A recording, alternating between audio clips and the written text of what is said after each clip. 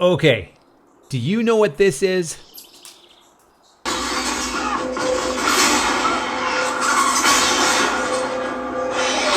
Nope, it's not that. It's one of these.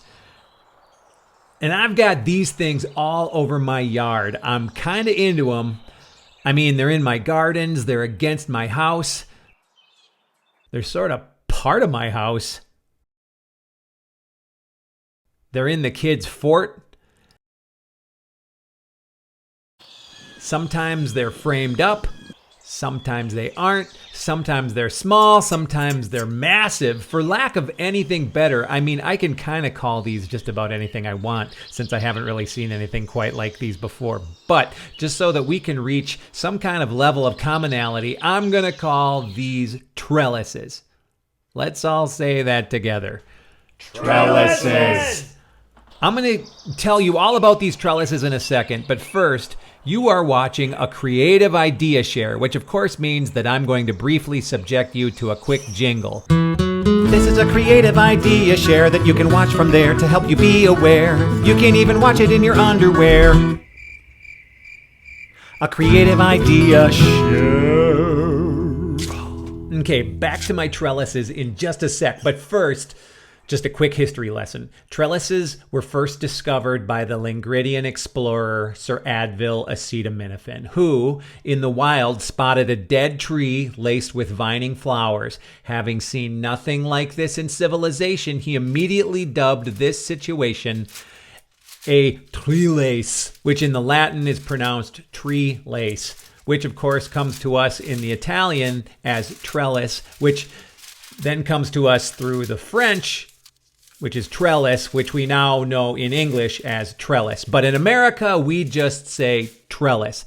History, of course, is very important, and it's always true. So the historical take on trellises is that they usually have some kind of flowering plant that grows up them. Okay, now back to my trellises. Not much is growing up these. I mean, sometimes there is, but the plants growing on these trellises are a little bit less important than the trellises themselves.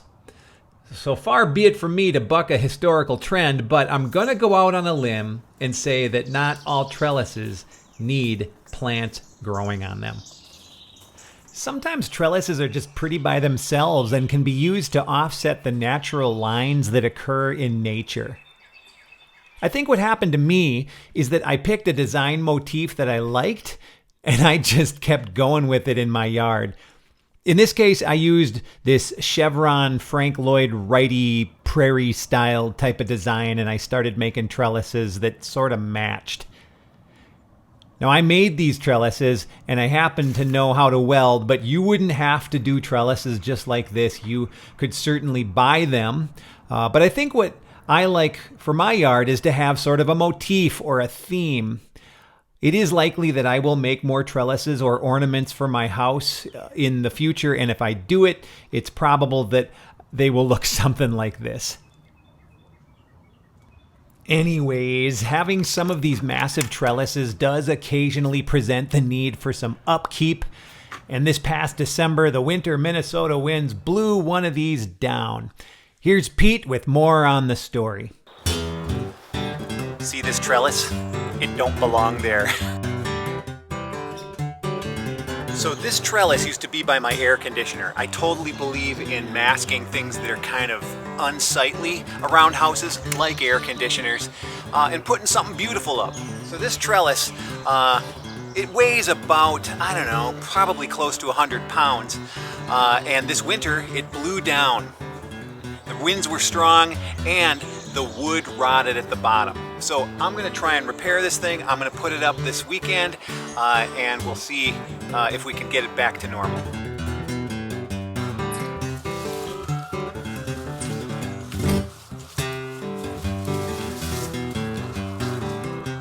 Okay, so this trellis is about, it's made of a big steel panel.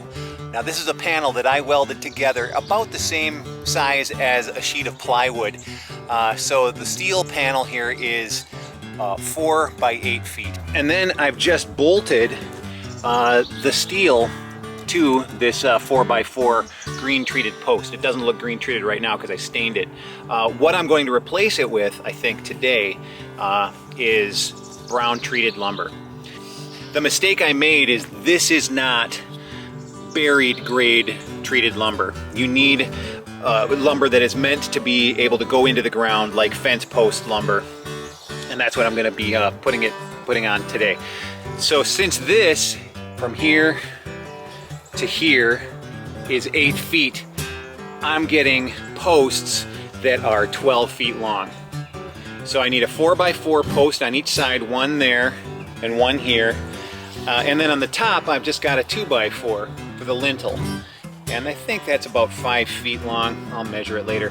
So I gotta get the wood that's going to frame in this steel trellis. Again, this steel trellis is something that I made.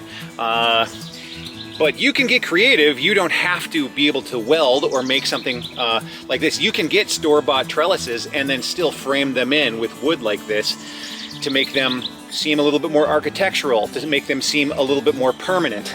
I think that's a great solution. I think that when you're actually doing things in your yard, you want things, I don't know, I think that it's great to have architectural interest in your yard, and so that's what these trellises are all about.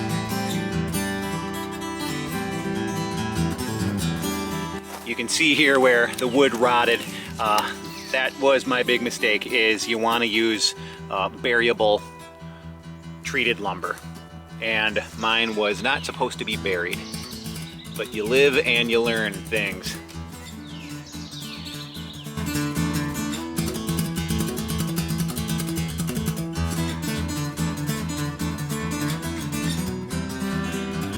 So these trellises to me are pretty all by themselves, so I have never spent a great deal of time trying to coax plants to grow up these things.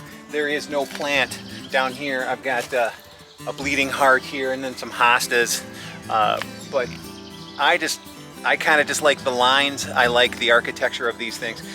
This trellis does have something growing on it, but I didn't plant it, and I just have bleeding hearts down here. This is a shady area anyways. I don't fully mind that these are growing on here, so I'll just leave them for now until they become something I don't like to see. But this is just a cone flower. I got cone flowers here, another bleeding heart, but I like the architecture, and so I like to see the architecture. So I believe not all trellises need to have plants growing on them. That said, I have nothing against some little plants trying now and again. So with this trellis, I've got another one that I just welded together, and then I do have a clematis going here. I don't expect that this clematis is going to go hog wild on this trellis, and again, it doesn't really matter to me. I like the way this looks. And it's just sticking in the ground. What I did is I just pounded some rebar into the ground here, and then I just slipped my trellis on top of the rebar, and so it's just standing by itself. I wonder if I can lift this up. No, I can't right now, but it is basically just a freestander. So again, this is where that trellis used to be. One of the first things I want to do is remake the holes. I'm probably going to have to clear out some of this lily of the valley here. Yeah, here you can see where that post used to be, and this is just rotted away. So I'm going to try and get my my hole digging auger in there and just see how far down that gets that is rotten. It could be that I have to pull out a big chunk of wood in there, but unfortunately I got to clear away some kind of pretty plants. My dog is not easy on these plants. I have to post them up just to keep this wire from choking out my hostas. Way to go, Zoe.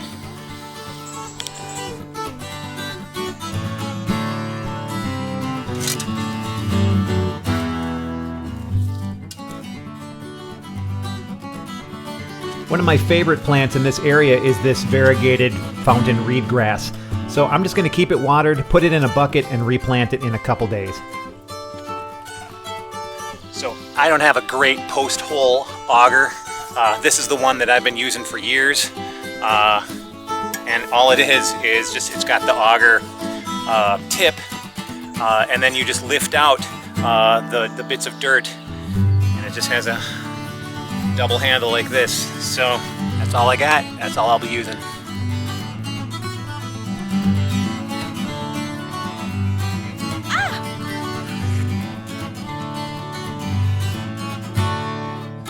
Oh, and I'll be using my spade. So I have used a power auger to make holes for these trellises before, but money's a little bit tight right now, and I just so happen to have this hand auger, so I'm just going to use it. But notice how I can just lift the dirt out with this auger.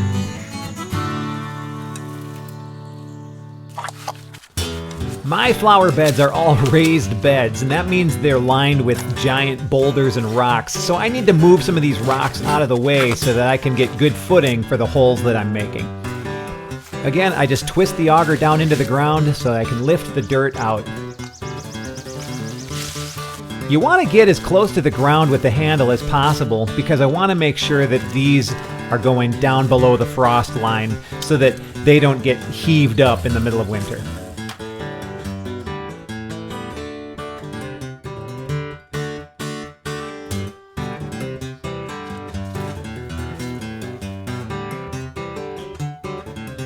Okay, before I dig the second hole, I want to make sure that I'm measuring the centers from post to post. This will give me an accurate distance that I'll need to then put down and mark in the ground before I start digging. And yeah, I got more rocks I gotta push out of the way first. Now the first hole that I dug was much easier than the second one because the post had almost completely deteriorated. But as you can see, this has post remaining in it. Finally, I was able to use my drill as a grab handle to pull the last remaining vestiges of the wooden post out of the ground. And man, was it dripping wet and rotten. I mean, this wasn't going to hold anything. That's why it's so super important to use the right kind of wood. I didn't use the right kind of wood when I did this the first time. I mean, check this out. It is just flaking off and is completely, it's like a sponge. It's gross.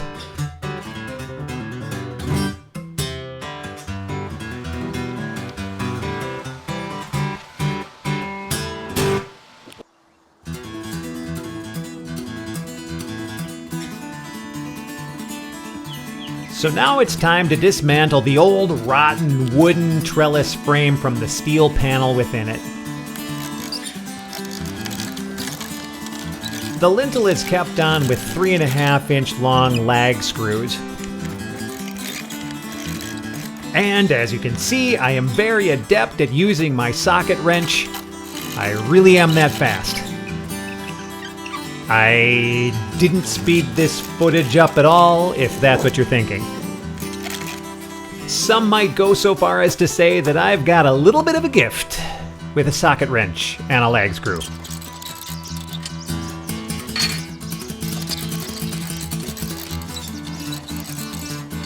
For the posts on the sides, it's just lag screws again, and I've got 5 lag screws going into the wood on each side.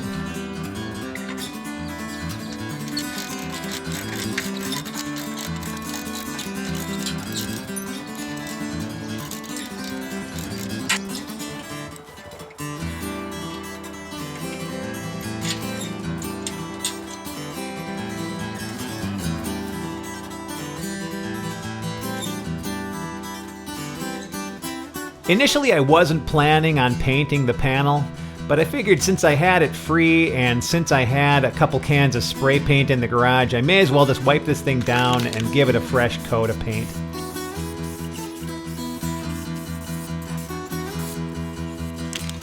The trick again to spray painting is many light coats. You don't want to spray too close or it gets drippy.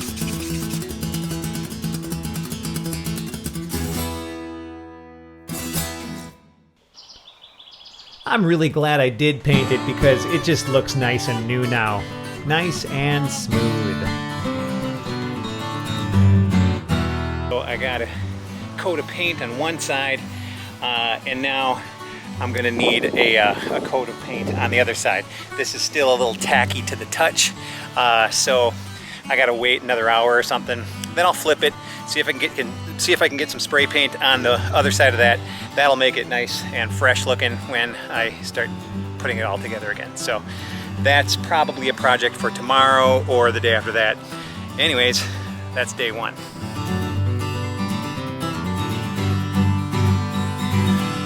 Spray paint is obviously made of sugar, I guess, or something. I didn't know that.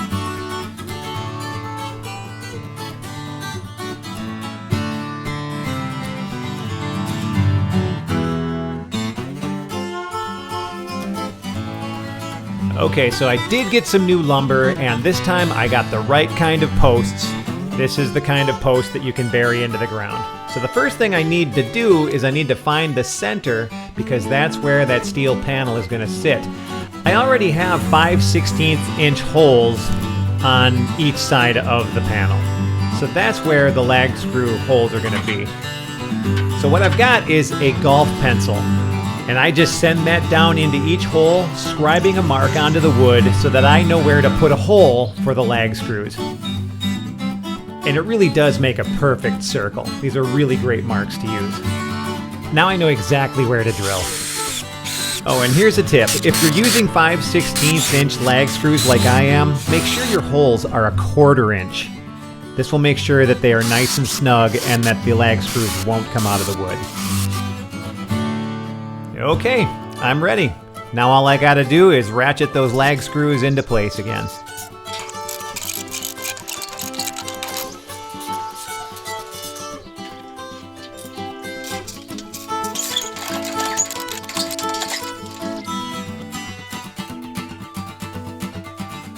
Okay, now that that's done, I just want to get the measurement of the old lintel that I took off. This will determine how long my new lintel will be, and this is the only cut that I need to make for this project. Turns out that my lintel was 69 inches long. Once I have it centered, I use some small screws just to hold it in place while I make the holes for the lag screws. And then I put the lags in.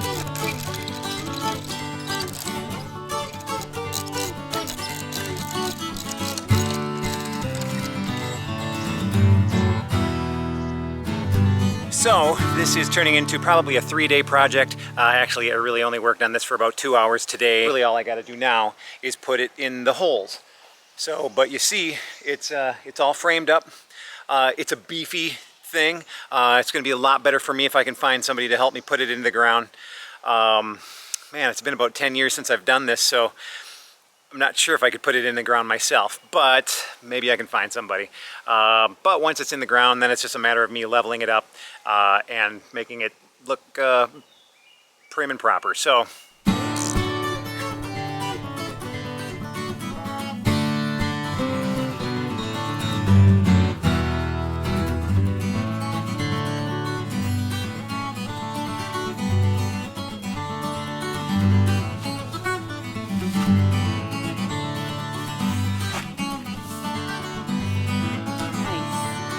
Big thumbs up now.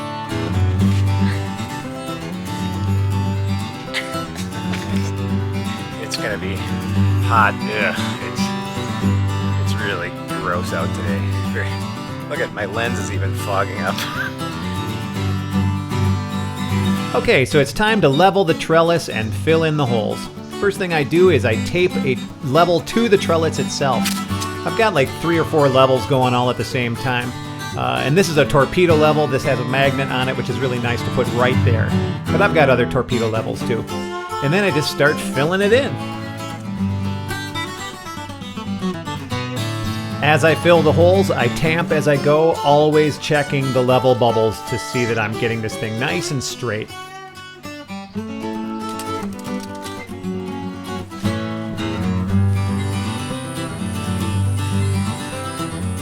Looks good. Once it's level both ways, then I can start filling in the rest of the dirt. tamping it as I go.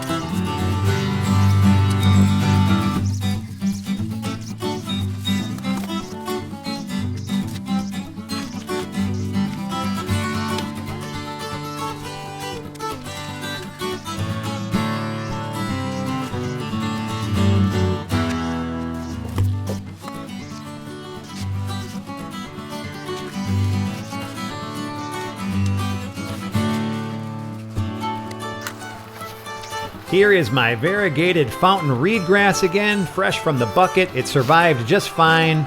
A little bit of water, and it's as good as new.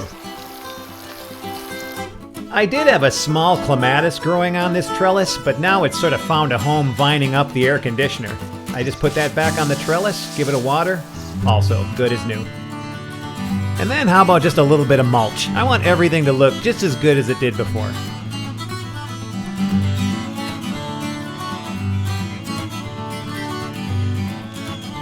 And that's it. The winter wind casualty is standing once again.